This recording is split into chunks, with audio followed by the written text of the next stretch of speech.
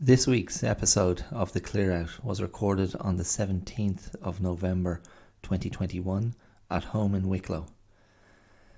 And after expressing some initial concerns about global warming and then explaining why my daughter told me that she hated me this morning, I go into a discussion of creativity. A discussion about creativity, and I try to look at what factors I feel should be in place to be creative. I'm talking about that from a personal point of view, and I talk about it in a general sense.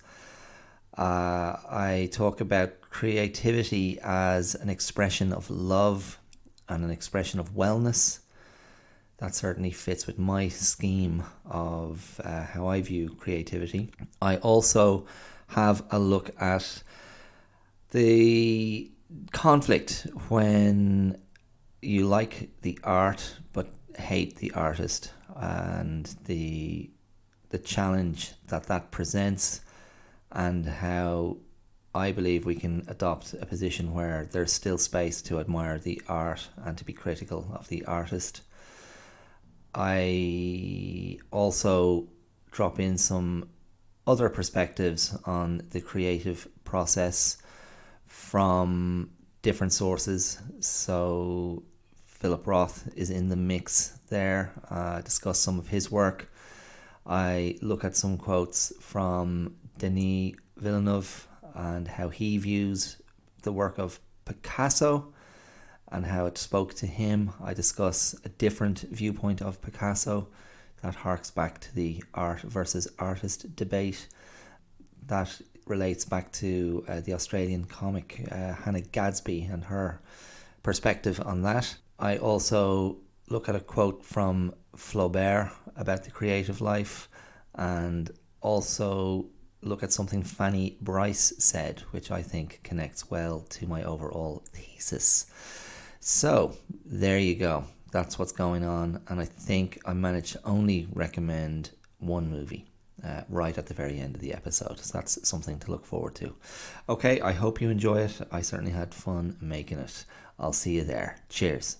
Ooh, not gonna change my mind, leaving the dream behind. Hi, my name is Dara Clear, and you're listening to The Clear Out. How are you? That was another one of those emphatic highs to start the show. Hi, Dara Clear here, reporting from Wicklow. The grass is green, the trees have no leaves, and the cats are asleep. Over to you, Janelle. Who's Janelle?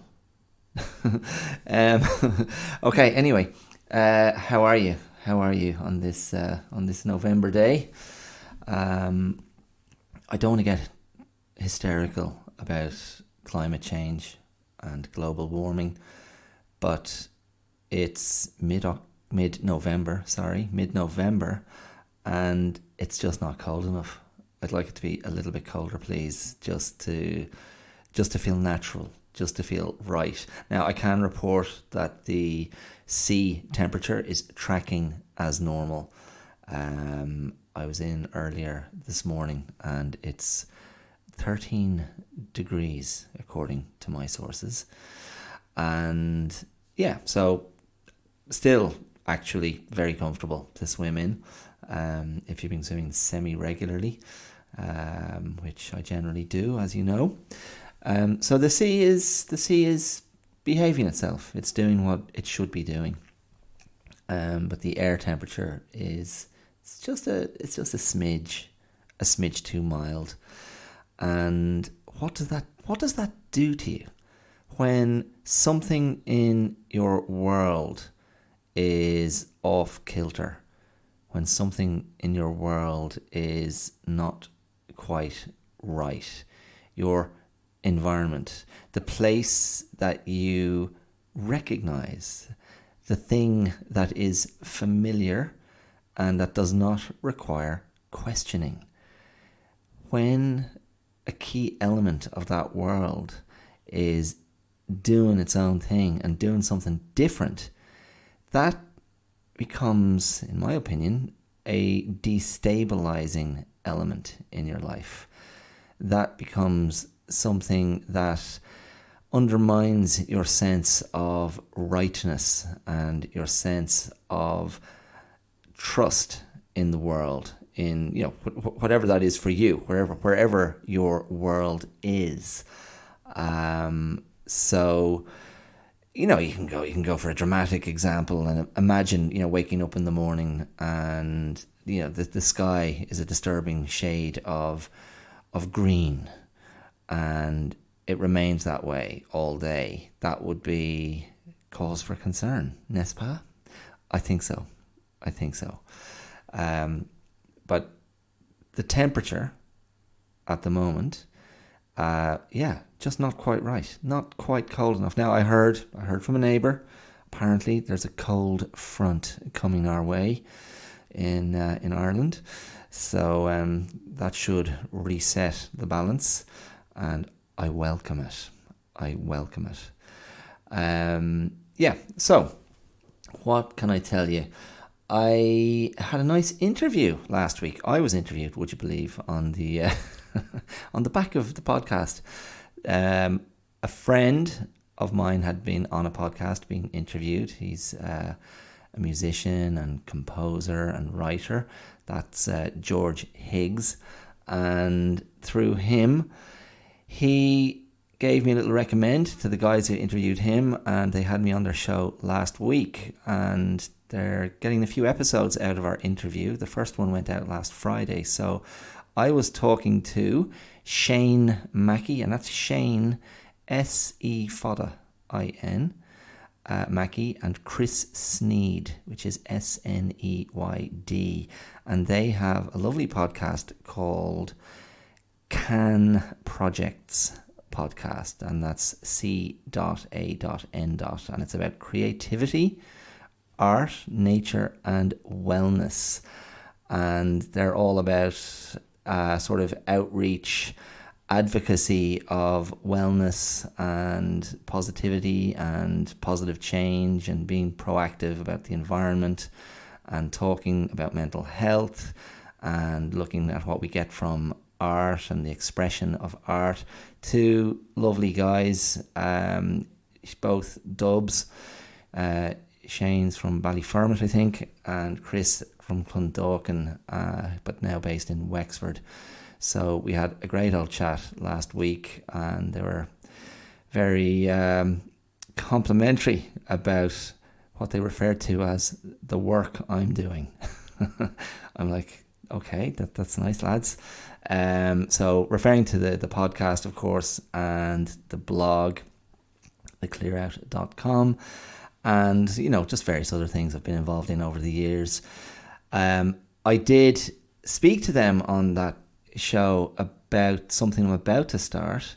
I'm about to do some work with Ballymun Regional Youth Resource. I'm about to start a really, really interesting, kind of brilliant collaborative arts project with them. This is the brainchild of three entities: Broken Talkers Theatre Company, the artist Fiona Whelan, and Rialto Youth Project.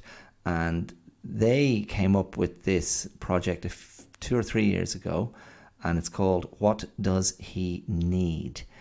And fundamentally, it's about working with young men in wherever, in youth groups, various communities, and trying to explore their ideas of masculinity, their experience as young men in their part of Ireland, and how they sort of channel or bring about those conclusions, thoughts, aspirations, is to create a boy.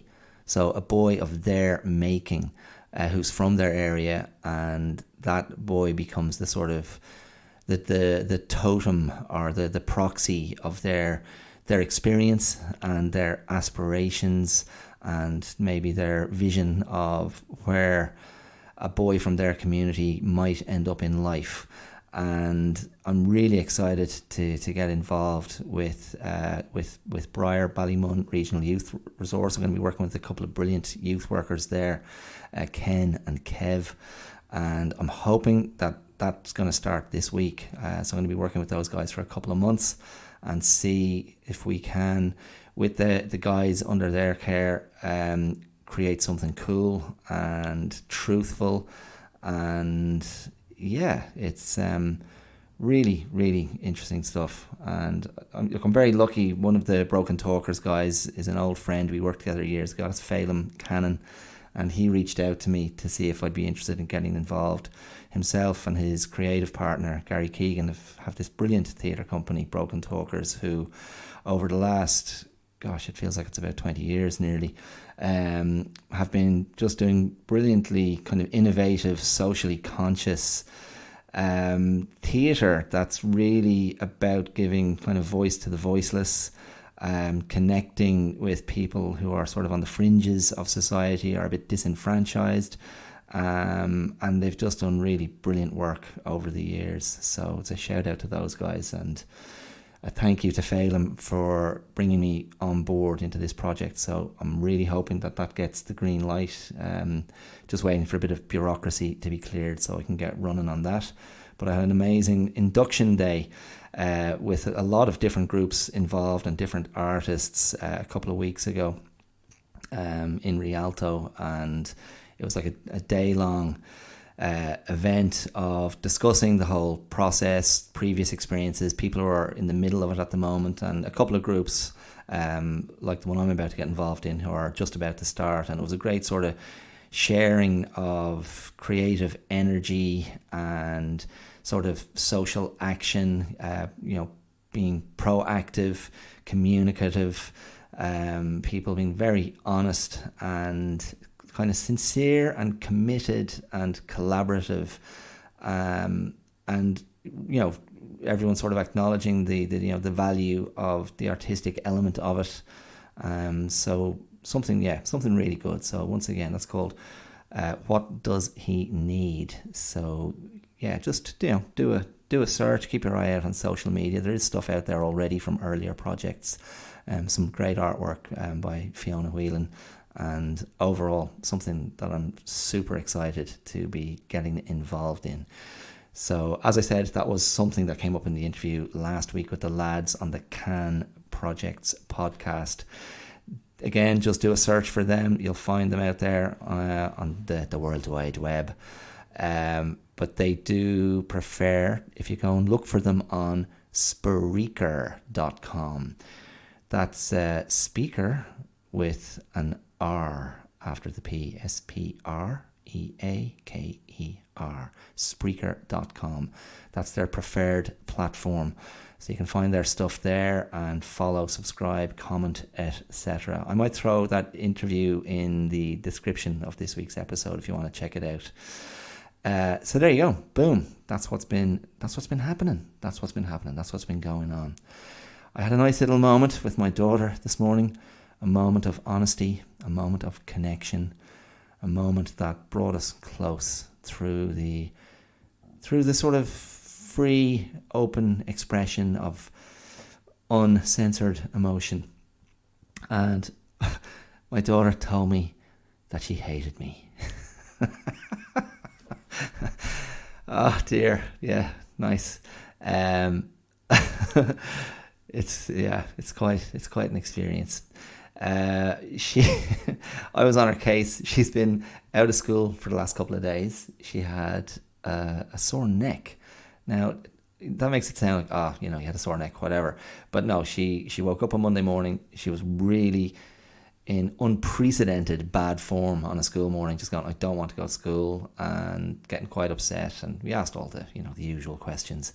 Is anybody fighting with you? Is anyone being mean to you? And I was satisfied that wasn't the case. She just couldn't quite articulate what was bothering her. But then ultimately, I thought this was brilliant. Ultimately, she turned to me and she said, I think I know what it is. I'm just bored. I'm bored with just, the same people and doing the same stuff. And there was part of me, throughout this, the battle on Monday morning trying to convince her to go to school. There was a part of me that was just defaulting to sort of old school parenting instincts, like I'm failing as a parent if I don't kick her up the arse and send her out the door to school. Just go on, go to school, stop your nonsense. But she was genuinely upset, and I take that very seriously, of course, as does my wife. And I just thought when she finally expressed that, which I suppose what you could interpret it as a type of, ennui or jadedness, or I view it as a very sort of, it's the meeting place of sort of emotion and perception and philosophy and existentialism, and that whole sort of, oh man, is this it? Like, does this just keep rolling round again and again and again? And she was clearly in the headspace where that was suddenly massively confronting. So I decided to chalk it off as a mental health day. I thought, we talk about mental health a lot, and certainly I'm guilty of almost always thinking of it only in terms of adults. And that, I realised in that moment, is incredibly limiting. And then I reminded myself, well, of course, kids are massively susceptible to mental health issues, and massively susceptible to anxiety and fear and stress, and that can start really young. And certainly the last couple of years now, almost 2 years of the pandemic, that certainly hasn't helped anyone. And all the different changing scenarios and regulations and restrictions in schools and protocols, and and Irish primary schools are under ferocious pressure, having to sort of internally manage COVID cases and make decisions and comply with directives from the government and the Department of Education, and prevent sort of panic, keep it discreet, but do all the the right things. Really, really, really difficult. And some classes, my daughter had this experience at the start of this term, where she had to come home for a week because she was considered a close contact of someone with a COVID case. And it's really disruptive, and it's crap for the kids, and it's crap for the teachers, and crap for the poor principals who have to make those calls and manage their crew. So I mean, well done is all I can say to them, pushing through, still trying to do the best they can, and deliver quality education, and deliver a great experience in a good environment for all these kids around the country. I just think, teaching it's tough enough. It's a tough enough gig without the massive disruption of something like the pandemic scenario. Disruption it's the death of the good experience. It's the death of the flow of energy. And it's a killer for creativity and spontaneity and the exchange.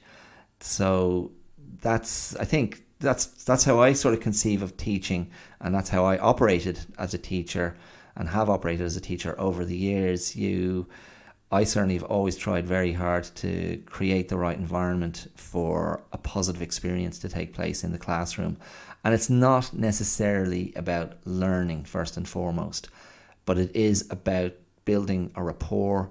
It's about building trust. It's about empowering the people in front of you, regardless of their age, and encouraging trust and openness and a certain level of fearlessness within that environment. And if you can create those conditions, then a lot of good things can happen. And that's how I feel about it. And learning is secondary. It's kind of a byproduct of that good environment, where so many other good things can happen and be enriching and empowering for the students in your care, I suppose. So there's a pastoral element to that as well. So anyway, my daughter this morning, the decision had been made. She was feeling, I didn't get to tell you. So she later that day on Monday, she started to have a sore neck, and she started to get a bit of a temperature, and then she got a bit sleepy, and I was going, oh man, is this I was beginning to worry like it was sort of indicative of perhaps meningitis or something like that. And I gave her some medicine to bring her temperature down, and she had a little snooze, and like she was just a little bit sort of, the energy kind of withdrew. She was verging on kind of listlessness. But then she kind of perked up, and that was fine. My wife came home, probably felt a lot more alarmed and concerned about it than I did, which that would be a pattern. I don't know if that's true for all partnerships. I tend to be a bit like, she'll be fine, low key. But anyway, whatever. That's a digression. The neck was a bit better yesterday, but not much, so kept her home again. And then this morning, yeah, she was definitely a lot better, and a bit of mobility back in the neck, no temperature, none of that. So I'm trying to get her ready for school. One of my brothers had dropped over the other day and brought my daughter a belated birthday present, a great Lego set, and she'd made that, and she's really into Lego at the moment, so that's a lot of fun. And this morning she went over to kind of play with Lego, and I just snapped at her and said, no, you don't stop. If you touch that Lego again, I'm chucking it. You got to get ready for school. You've got loads of things to do before you have to go to school. And I was probably a little bit too reactive and sharp, and I could have approached that better and expressed my request in nicer terms. But I was barky and shouty and snotty, and I I let myself get triggered by her just kind of drifting through the morning, and I'm like, no, we've got X, Y, Z to do. Come on. And she got very upset with me, angry, not tears, and muttered something. And I was like, excuse me, what was that? And I wasn't being all confrontational. I was just like, sorry, what was that? I said, I hate you. And I was like, oh no, don't hate me. I'm sorry, I was cranky. Come on, let's get organised for school. But she stayed in character for the rest of the morning until I walked her down to the bus. And I was walking her out to the bus. I was saying, do you still hate your daddy? And she went, yep. But there you go. I had to kind of have a little think about that one and go, you know what?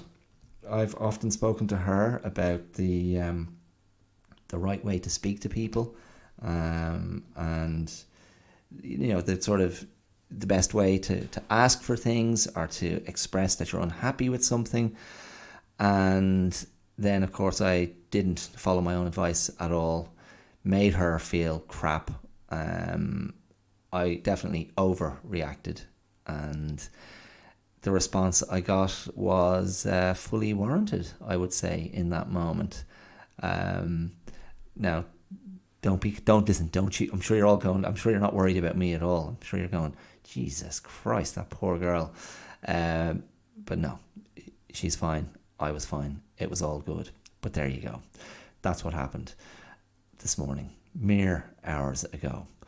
Anyway, today, what I want to talk about is creativity. Creativity and the creative process, and art versus the artist, and also a theory or philosophy of creativity that is presenting creativity as an expression of, if not love, then of wellness.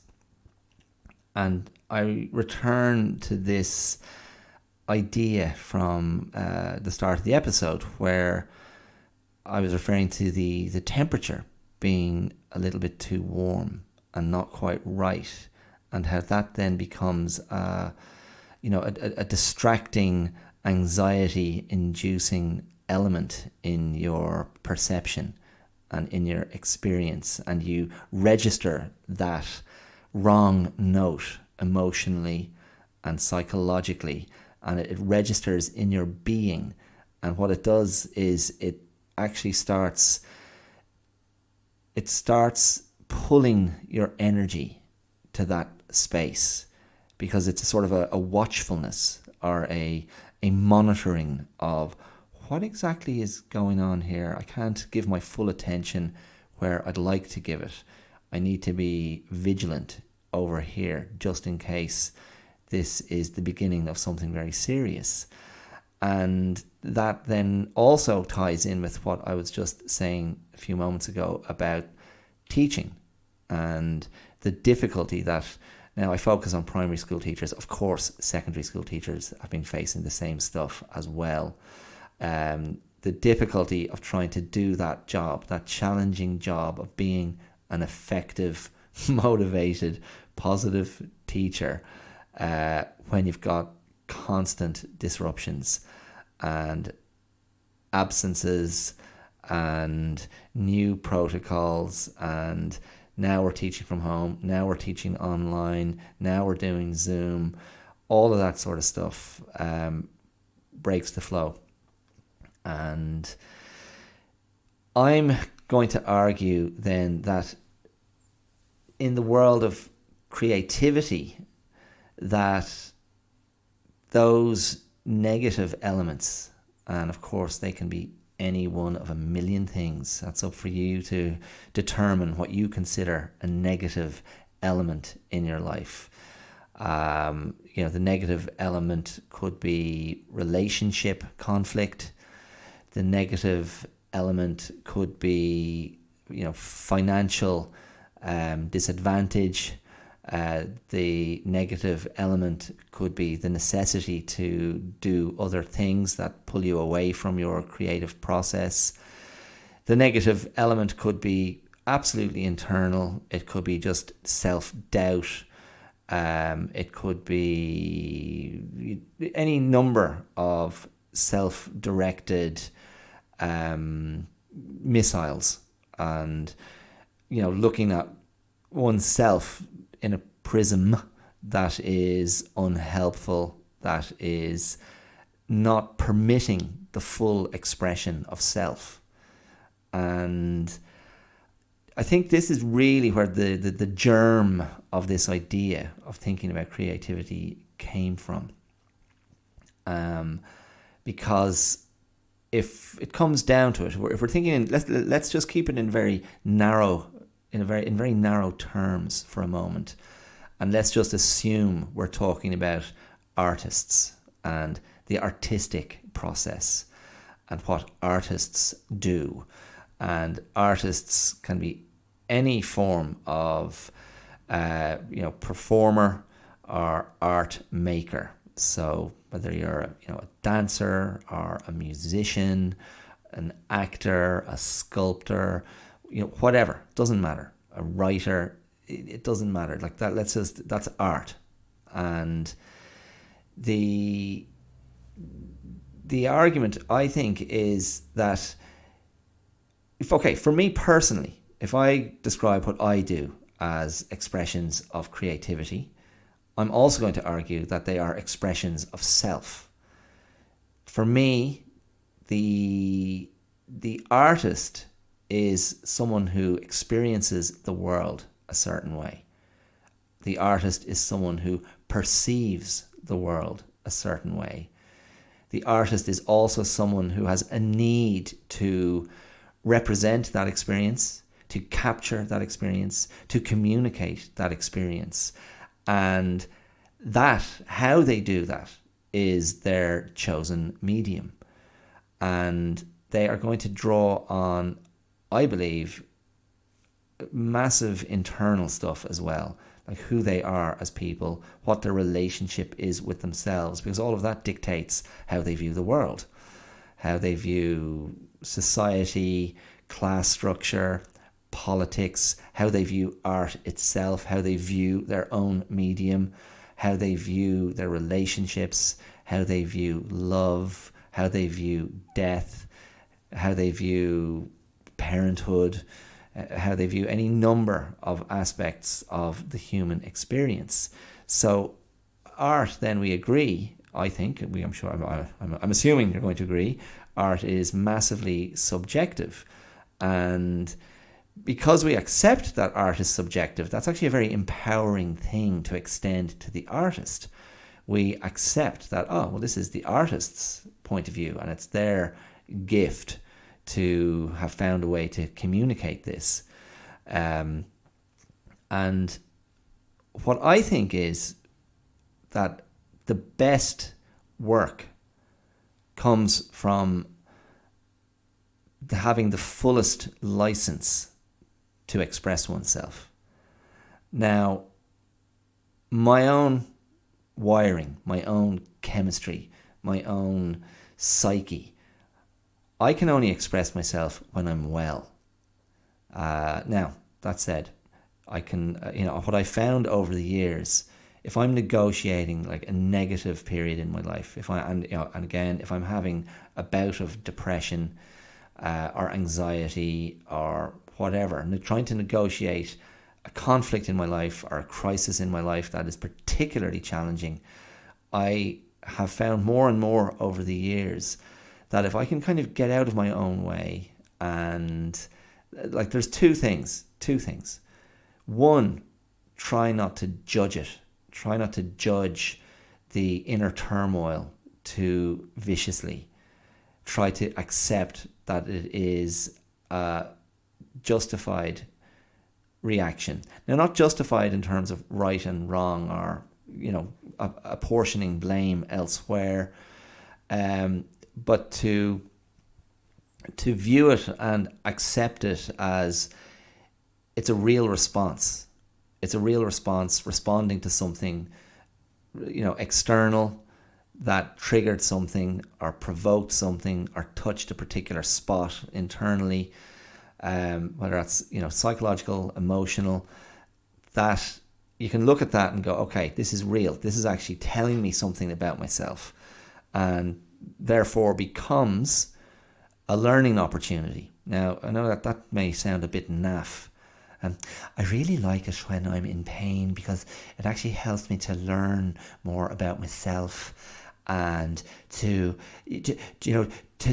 understand and accept that I'm vulnerable and that my legs can break, my nose can hurt, and my heart and my feelings can hurt too. I shouldn't. I mean, I'm terrible. I shouldn't parody this, but. I don't know. Anyway, I'm not trying to deflect.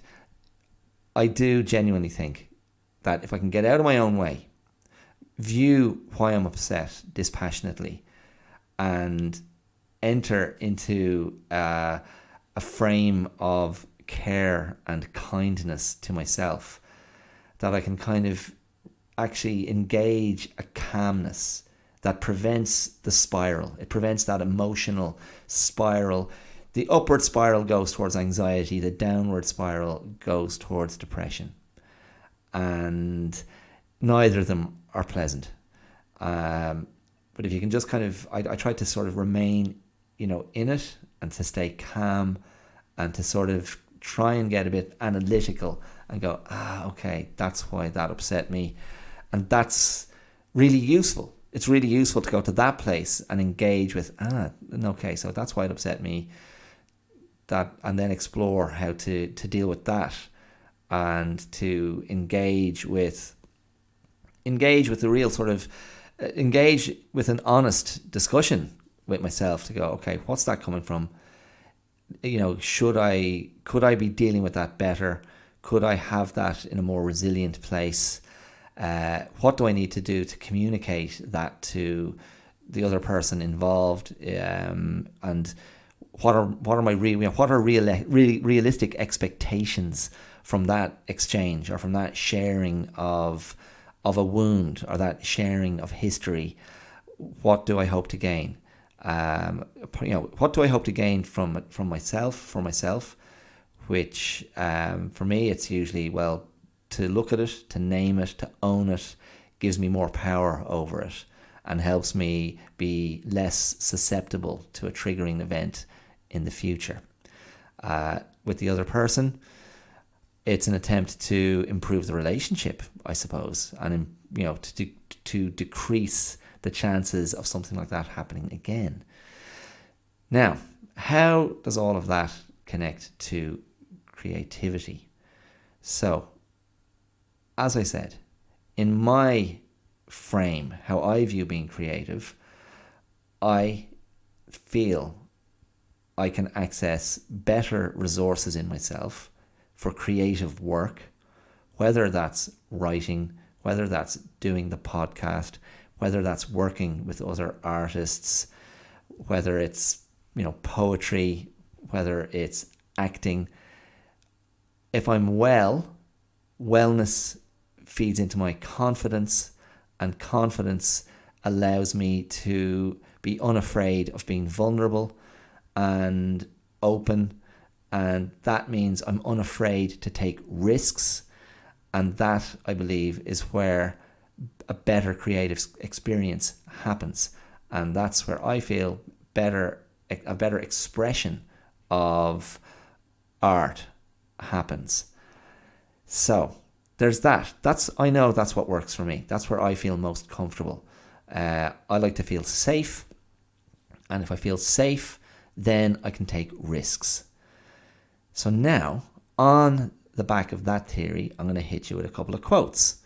So I have a couple of quotes relating to the creative process. Just knocked the microphone, sorry. So here's one from Gustave Flaubert, the author of Madame Bovary. And this was something he wrote in a letter to a friend about the creative process. And he said, "Be regular in your life and ordinary as a bourgeois, so that you may be violent and original in your work." I'm going to read you that again. Be regular in your life and ordinary as a bourgeois. Now, I don't know if he's rolling that all into one. Be regular in your life and ordinary as a bourgeois. Or be as ordinary as a bourgeois. So I think he's trying to say, be absolutely straight down the line, middle class, respectable, a respectable member of society, someone who's not attracting undue attention, so that you may be violent and original in your work. I love that. I love that idea of, the word violent maybe connotes different things, but to me it speaks to a sort of a ferocity, like a ferociousness of attack, in being fearless in how you engage with your art or your, whatever your creativity is. We're so conditioned to self-censor. We're so conditioned to hold back. We're so conditioned to enter into this, sick comparison game of, I'm never going to be good enough. I'm never going to be as good as... And then you do your list of, I won't be as good as him, I won't be as good as them, I won't be as good as her, I'll never make it to that level, I'll never reach that level of success. All of that is just static. It's white noise. And really the only thing you can control, invest in, and immerse yourself in is your commitment to what you're producing, your commitment to that expression of what's inside you, the expression of whatever your vision is. And that's where the reward will come. The reward will come from the doing of it. That in itself, the process, the catharsis of that process is going to be beneficial. And then where it leads to, you don't know. It might lead to better work. It might lead to other opportunities. And, and then that depends. Like, it depends what your goal is. It depends what your ambition is. Some artists, they don't view it this way. There is a calling, there is a compulsion, but some artists are maybe more conventionally ambitious, and they look at their world, the world that is connected to their art form, and they go, how do I climb this ladder? How do I rise to the top? That can be a huge part of the business, I guess. But some people, it's just the art. And if the art is good enough, it speaks for itself. And I tend to look at it that way. And so if I look at my my categorically mediocre acting career, I just go, look, my art as an actor simply wasn't good enough. It wasn't sexy enough. It wasn't cool enough. It was whatever. It was a bit meh, a bit mundane, a bit like, yeah, okay, whatever. Whatever. My own ambition didn't make me fight harder for better work. My own talent didn't maybe offer me the opportunities to seize the nettle. And I look at that very philosophically and go, yeah, it is what it is. That said, the last bit of acting work I did is about 5 years ago in a play I did in Sydney, and I actually think that was the best work I've ever done to that point. And so I go, yeah, well, that's a win. That was a win for me, and I was very proud of the work I did in that play. But yeah, so that Flaubert quote, apparently Philip Roth swore by that.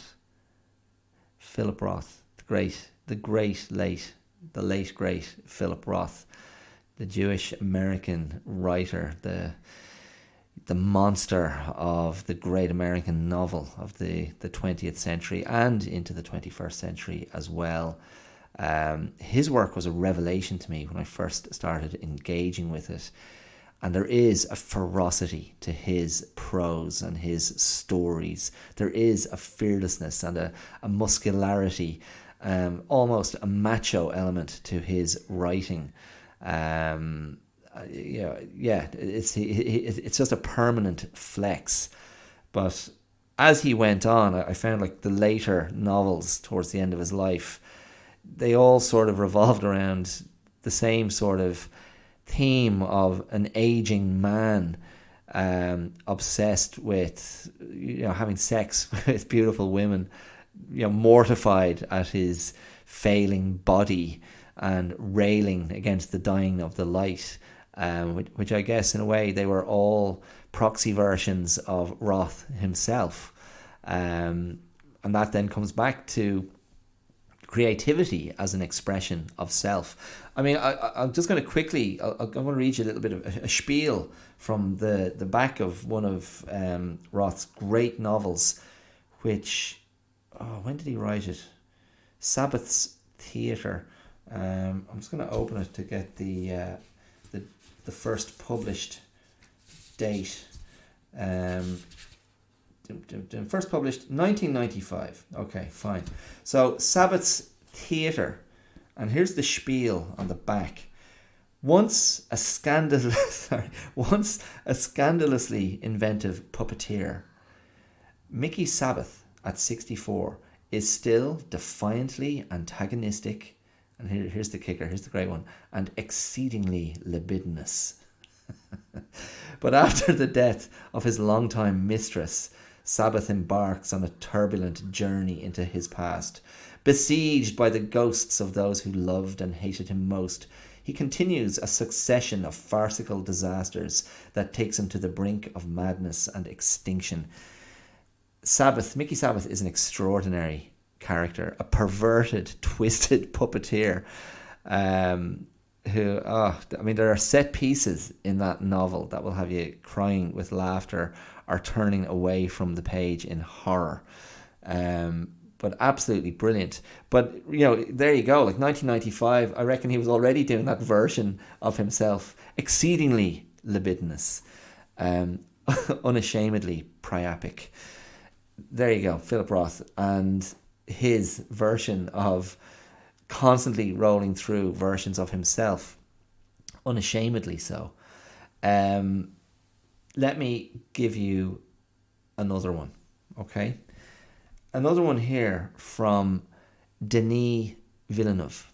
Okay, so Denis Villeneuve, I spoke about him a few episodes ago when I was using Blade Runner 2049, his sequel to Ridley Scott's Blade Runner from 1982, as a sort of a launch pad for a discussion of AI and unloved children and where technology is taking us and what it means to be human, identity, all of that stuff.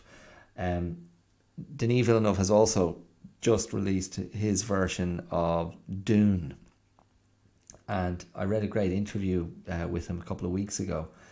It was Helen O'Hara, I think it's a Northern Irish writer, journalist who writes for Empire magazine. I think I've got that right. But she was interviewing him, and it was a really lovely interview. And he was seemed like a very sort of candid, open interviewee, and spoke about his childhood and his grandmother's. He's French Canadian. But at one point he referred to a documentary about Pablo Picasso as being particularly inspirational for him. And that was a documentary directed by Henri-Georges Clouzot in 1956. And it was called Le Mystère Picasso. The translation of which I'm not sure, like the mysterious Picasso, or maybe, or the mystery of Picasso, but there's no de, I don't know. Anyway, he said that documentary hit him like a bomb in my soul. And basically it was a depiction of Picasso, who was in his mid-70s. And all I saw was his brush painting on a screen. And he kept working on what he was working on, but then erasing it, wiping it out and starting it again, like destroying what he had created and going back. And he must have done it about 20 times. And to Villeneuve, what it depicted was the reality that creativity is and this is, I'm quoting now, creativity is an act of vulnerability where your path to success is narrow and you have to let yourself experiment. So I like that quote, and I like that idea of creativity as the act of vulnerability, which I tried to kind of explain or describe in how I conceive creativity earlier.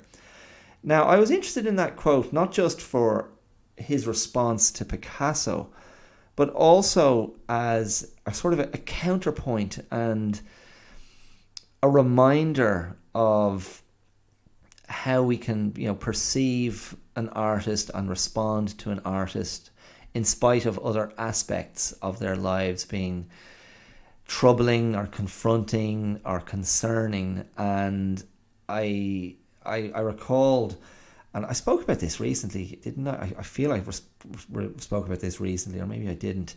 But a few years ago, the Australian comedian Hannah Gadsby, who had studied art history in college, I think that was her thing, she did what I consider still an extraordinary Netflix show. It was a show of one of her live acts called Nanette, and I think it was taken from the Sydney Opera House. And I had seen Gadsby on Australian TV several times, and she did have a show talking about art and artists, and sort of brought her sort of comic viewpoint to it. But I'd never found her funny. I never found her that funny or that interesting. And I was like, okay, grand.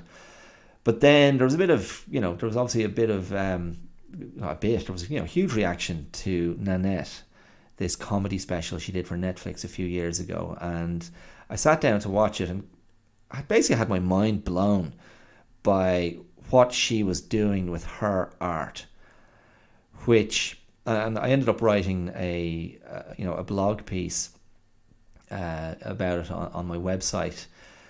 And really in the piece that I wrote, I was sort of responding to Nanette and talking about the power of telling your story and the power of speaking your truth. And really what struck me about what she did in Nanette was how she used the theatrical space, the artistic space, to sort of flip the script on people's expectations.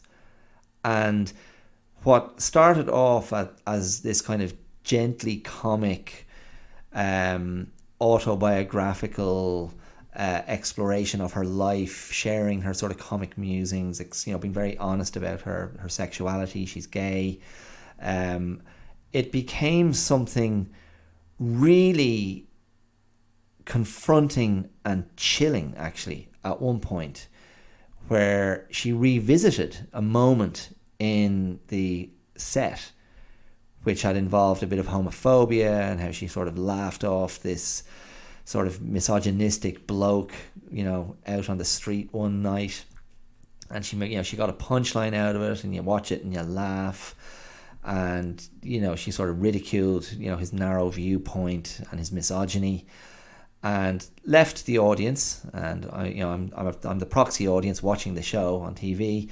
Left the audience in a very comfortable place, and she kept going and was exploring then, how women are treated, and the kind of the othering of, I suppose, she's kind of doing the othering of women, but then also the othering of gay people, of homosexuality, and then that conflict that arises in I don't have permission to be myself, and what that does to a person, where you feel I'm going to be rejected, I'm going to be expelled from conventional society, I don't belong, I'm not allowed to be myself, I'm not allowed to be who I am. Now, I would argue that maybe many of us have experienced elements of that on different levels. When we're feeling particularly sensitive, we might perceive that to be a reality of life.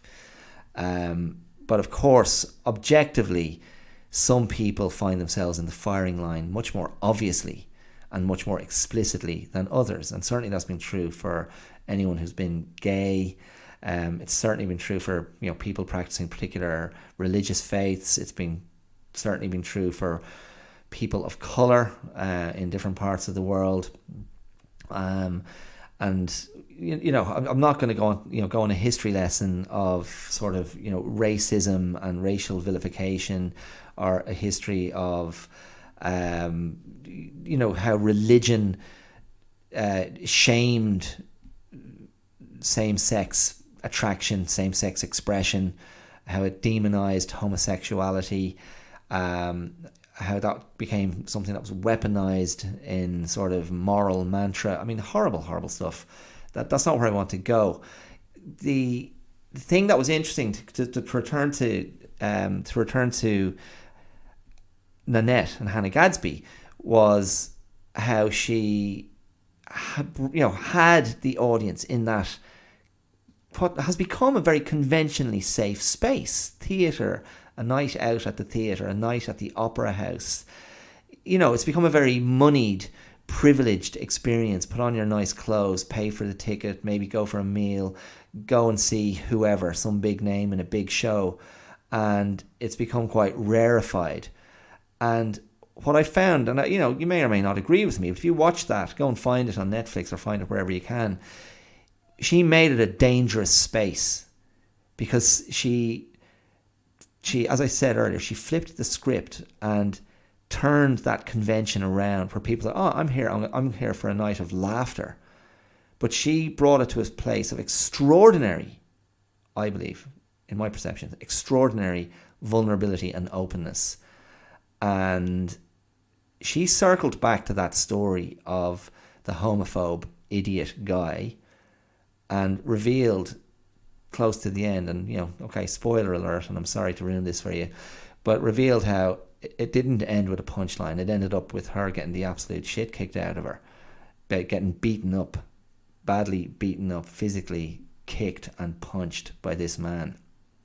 And it was, as an audience member, it's a gut punch, because she's taken you on this journey and left you in kind of a safe place, introduced, okay, she's bringing in some kind of, cultural criticism and, bringing in a very critical eye to artists and how they behave and how they treat women. And that was, the reason I mention it now is because Picasso is someone that she mentions in that show, and how Picasso just used women. I wrote about this in the blog piece, and it spoke about how this idea of women only being valued for their sexual utility is something that I've always found. I'm not trying to be pious here or precious, but it's something I've always found repellent and offensive. And that, it's not a denial of my own sexual interest or attraction to women, or my ability to be stimulated or to respond to female beauty, and on a purely physical level. I mean, I own that. I'm very comfortable with it. But I think, and I had this discussion, like, I admire Picasso's work. I admire Picasso as an artist.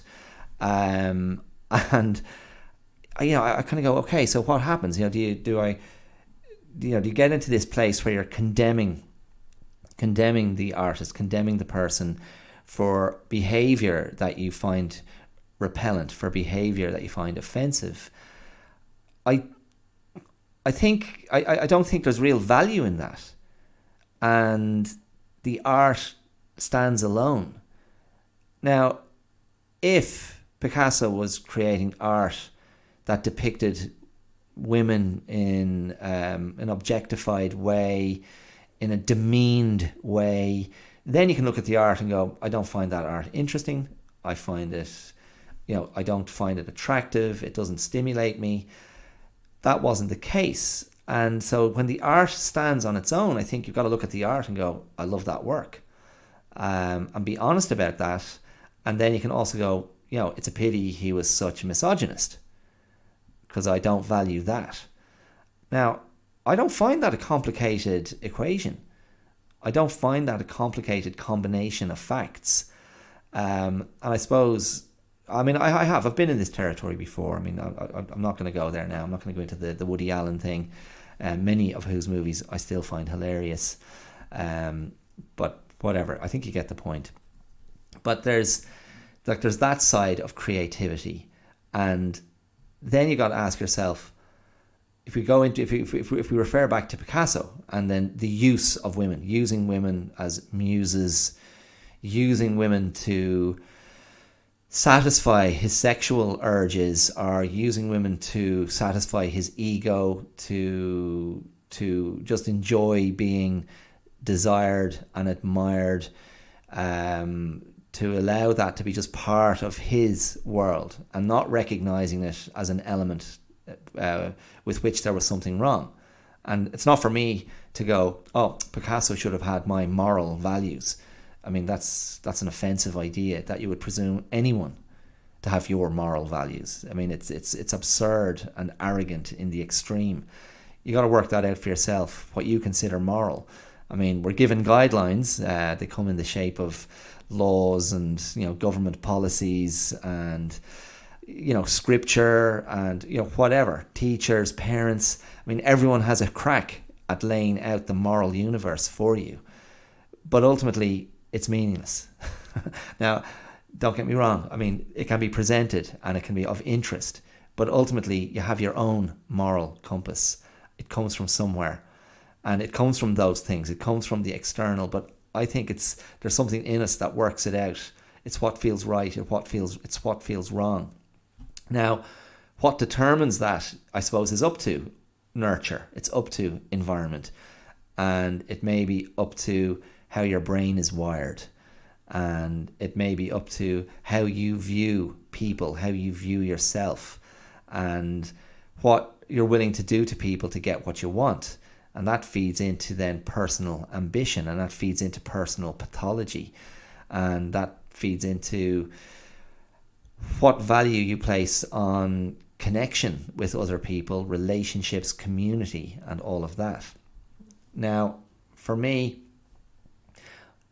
those elements, other people, relationships, community, connection, I view those as positive aspects of my life.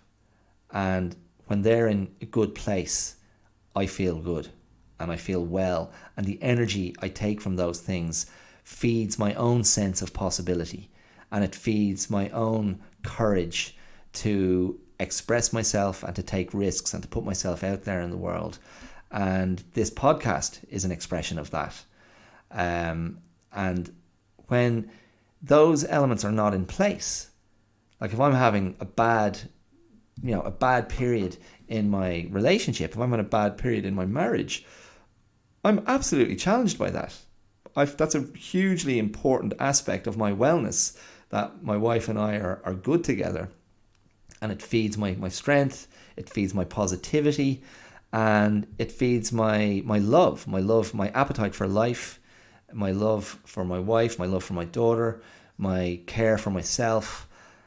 If that's not in a good place, it's really, really challenging for me to proceed with a sense of ease and a sense of wellness. And that's true for a lot of other relationships in my life as well.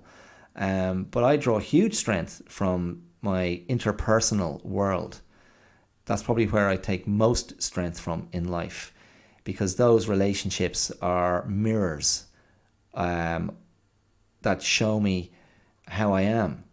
And they are all forms of validation and regard, and they all have within them enormous capacity for growth, enormous capacity to be challenged, enormous capacity for honesty, and those are all really good things in my opinion. And so further to that then, I come back then to this theory that creativity ultimately is an expression of love and an expression of wellness and an expression of power, I suppose. And not power in like a dominating, like a alpha sense, but an expression of being empowered to release oneself and to release the ego, to release the id, to channel that into everything that you're doing in life. And I'm going to hit you with another quote now. This one's really good. Fanny Bryce, of all people. So Fanny Bryce, dancer, singer, comedian, famously brought to life on the silver screen by Barbara Streisand in 1968's Funny Girl, directed by William Wyler. Streisand in that movie, just sort of unstoppable, irrepressible force. Almost like I always find Streisand, and I've spoken about her before in reference to A Star Is Born, she's almost just too much. She's too much for the screen. She's too much for everyone. But I guess in Funny Girl, it kind of fit. It kind of works.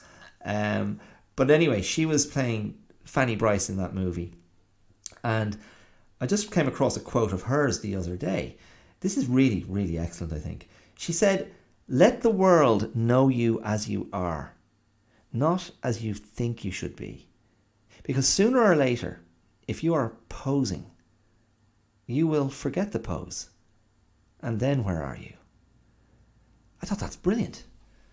And again, for me, and this comes back to the subtitle of the clearout.com, which is decluttering, clarifying, connecting.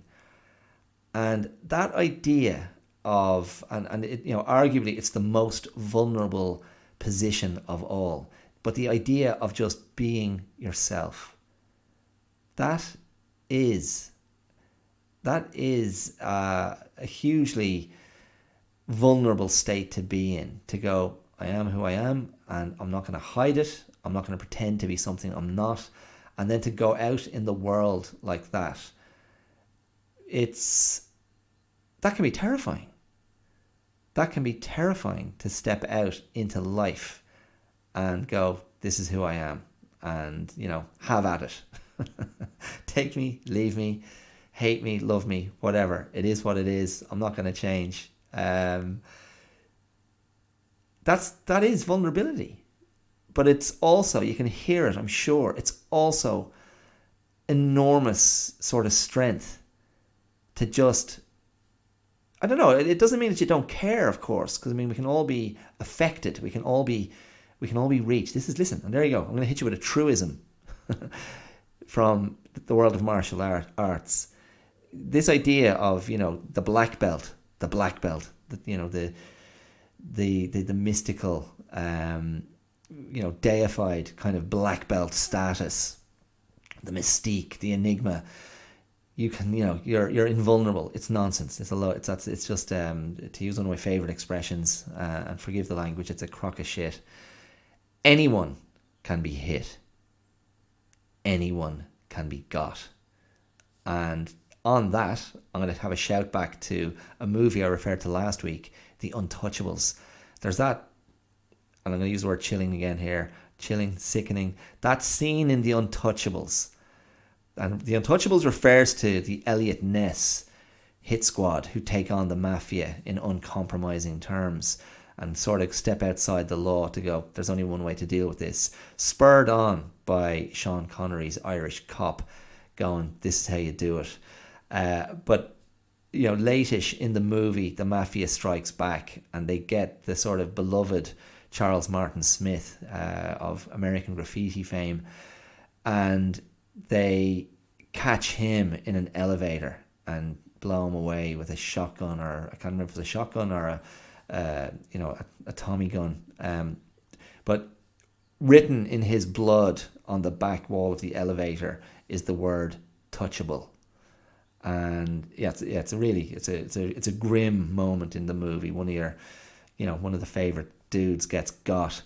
But this is the thing. It doesn't matter. You know, you can be as strong as you like. We're all touchable. We're all gettable. Anyone can get hit. And I don't know if that's more scary. It is. Here's the idea. If you step out into the world with the front up, that's your armor. When you adopt a persona is an armor. It's what you've decided best serves you. It's what you've decided best protects you. And so when you drop the armor and you just are, then you feel, well, if I get hit now, it's really going to bloody hurt. But that's the roll of the dice. Because my argument is, the more you're yourself, the more sort of, I don't know where I want to go with that thought, but it's like, I don't know. Let's see, to be yourself, it's a form of honesty. It's living in an honest way, and I suppose it's being authentic. And that authenticity, I think, generally prompts a very respectful response from people. Whether it's not about being liked, it's not about being admired, loved, whatever. But respect is powerful in its own way. It's like then people go, okay, well, you know, you are who you are. I'll let you be, sort of thing.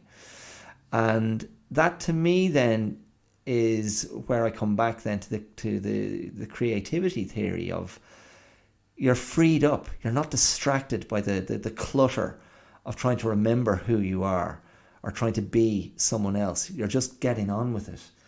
And that to me, I think, is an enormously positive thing. I remember a friend of mine, an actor, said to me years ago, going back about 20 years, and we were out one New Year's Eve. It might have been that year 2K New Year's Eve, where everyone was terrified the world was going to end and all the computers were going to die and whatever. Catastrophic consequences were foreseen. But I remember this actor turning to me and kind of going, you know, you're not in love unless you're in pain. And I was like, give me a break. No way. I reject that. No thanks. I don't want to be in pain. That's I want to be well. I want to feel good. I want to feel safe and strong and happy and functional. And that's when I can be my best. That's when I can create my best and I can love my best. And that's where I want to live, in that space. And you can keep your pain, and you can keep the idea of, you know, love as torment, that kind of masochistic weirdness around the anguished lover. This is what it really is. I'm like, I hate that. I've been in that state. I know what it feels like. I don't like it. It doesn't feel good. I just want to, I want to swim in the lake of love and enjoy it and feel enormously well. And the tortured artist, I don't know. I mean, it's you know, it's not about being sort of bland and beige and uninteresting. But I think you can kind of come to peace and then release a part of yourself that can fully inform and express all else and can express your darkness and can express your madness and can express a tormented part of yourself. Because otherwise, I don't know, otherwise everything else is a performance. And who's it for? And what are you trying to live up to? And what's your conception of art? But again, it's not for me to say, if that's what it is for other people, on you go. But are you creating good art as well? Within that, or is all your artistic energy going into what you're doing in public life and what you're doing in your relationships? I don't know. That's a question for you. And here's one more. I'm going to finish with this. This is from John Banville from a few years ago, and it caused a bit of a stir. John Banville, the Irish novelist, writer, he came out, he was interviewed and reflecting on his artistic life, and this was the quote that everyone snatched from the interview, where he said, "I have not been a good father. No writer is. You take so much and suck up so much of the oxygen that it's very hard on one's family." And I remember, I got that, I saw that a few years ago. I was like, okay, is that true? What does this say about Banville? Massively successful, critically lauded author. Is that the sacrifice? Then that's the question. What does it cost to be creative? What does it cost to create art? That's for every artist to decide for themselves. And I haven't even gone into this other area where I also believe that it's not just about bloody art. Any area of your life can be creative. Wherever you're making something happen, your relationship is an act of creativity. How you live your life in your home, what your home represents, that's an act of creativity. Your relationship with your children, with your husband, with your partner, with your wife, they're all acts of creativity because you're making something together. You're giving life to life. And again, it's not about commenting on that in the moment, but that is actually what's happening. It's synergy. It can be synchronicity. It can be serendipity. But every engagement is a moment of creation. Look at all your relationships. I spoke about this last week, the idea of, the bridges that you build to different areas of your life. But you think of those different domains. Creativity happens in those spaces as well. And so when we think of creativity and limit it to conventionally artistic forms, it's massively reductive, and it deprives the right to be creative to so many people. Don't tell me creativity is not part of what teachers do. Creativity is everywhere. Farmers, I don't know. That's creative. Growing things, nurturing things. These are creative endeavors. So, I don't know. That's something to think about. That feeds into then, okay, yeah, I can be creative in many areas of my life. And that is a positive expression of self. And that's what it comes back to. So, Banville, were you a bad father because you were a writer? Are you a good writer because you were a bad father? Or were you a bad father because that's a choice you made? And you chose not to prioritize other things? And would your art have suffered as a result of that? I don't know. That's the trade-off. That's the negotiation. That's the equation. Everyone has to work out for themselves. What do I choose to prioritize? What am I able to do?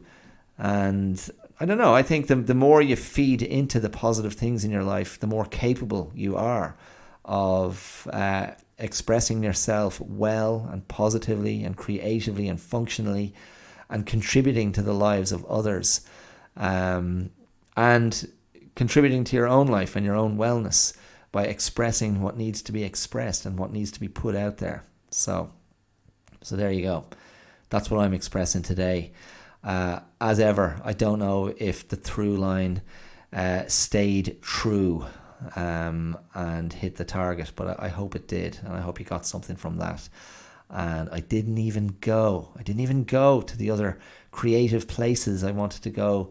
I didn't even go to Hermann Hesse's Gertrude, a wonderful novel about love and creativity and art. I didn't go to the many movies about creativity. I don't know. I'm not going to go there. You can look them up. Okay? Just put in creativity in the movies. They're often they're very one-dimensional in a way of just looking at the artist's life. So in a way, not that interesting, but whatever.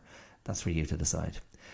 I think actually I'll throw one in just because I can't help myself. I think Bernardo Bertolucci's Stealing Beauty is actually a lovely film set in Tuscany, and it really is a story of a young woman, Liv Tyler, who just radiates health and beauty and loveliness. She must have been only in her early 20s at that stage, and she's a young woman trying to find out who her father was, and finds herself in this bohemian community of family friends in Tuscany, Americans and English people overseas living a lovely life. A beautiful movie performance from the great Irish actor Donal McCann as a sculptor.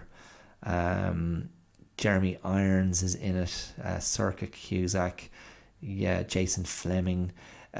Really, really lovely movie. And again, it's so much of it is about the creativity, the giving of life, the creation of self, because that's part of the life journey. That, who am I, and making decisions. This is actually who I am. That is an act of creation and creativity in itself. And the creation of art literally features in it. A really, really nice movie, in my opinion. I haven't watched it for a few years, but it's an old favourite of mine. So check that out if you're in the mood for a bit of Italian set loveliness. Okay, I'll leave you with that. Okay, take care of yourselves, mind yourselves, stay safe, be kind to yourselves, and look in the description for those links I said I'd throw in. I'll throw in the Hannah Gadsby piece that I wrote on my blog about sort of truth telling. I'll put a link to the Can Projects podcast interview I did last week as well, and all the usual stuff I put in there, the social media, Twitter, Facebook, Instagram, links, email. If you want to throw out some comments, send me some love on social media, or if you want to throw in a support of another nature, you can do so at the supporter link in the description, or the Patreon link also in the description. So there you go. That's it. I'm out. I will talk to you real soon. Take it easy. All the best. Bye bye.